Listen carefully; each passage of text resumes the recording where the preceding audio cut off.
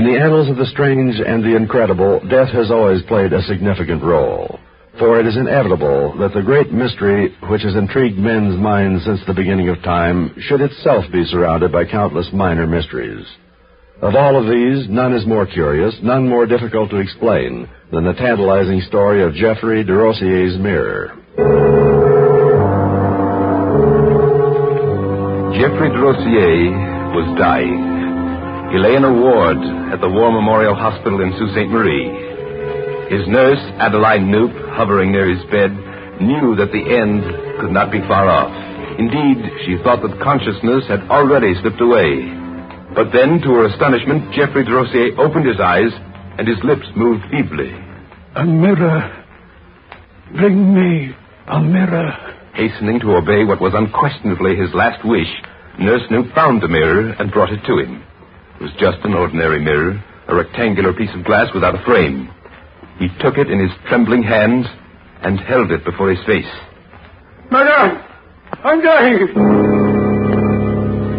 Nurse Knoop and 3 other occupants of the ward heard that wild, frantic cry. They saw him throw the mirror down on the steel table that stood beside his bed. But it did not break. It lay where it had fallen, and Geoffrey de Rossier slumped weakly back on his pillows. But before he lost consciousness completely, de Rossier murmured one final mysterious statement, and every person in the room heard it.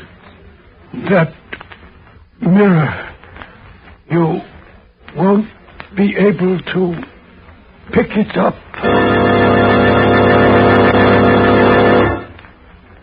Later that morning, when the body of Geoffrey de Rossier had been removed, Nurse Knoop assisted in preparing the bed for a new patient. And then the mirror, still lying on the table, caught her eye.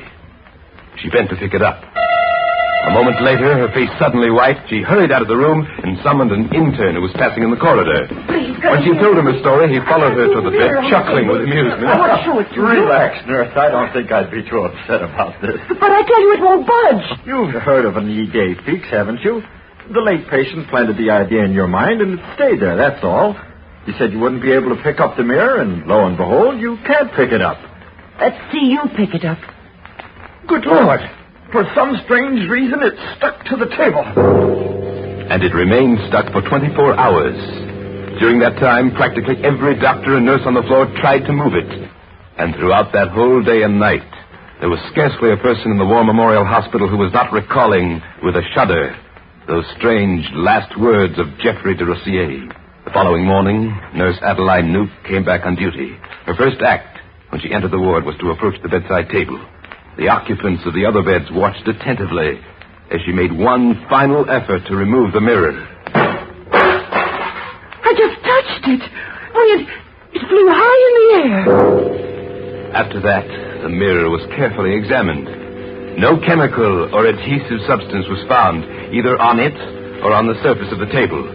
Efforts were made to force it to readhere to the table, but they were unsuccessful. It still remains a mystery. A mystery incredible but true.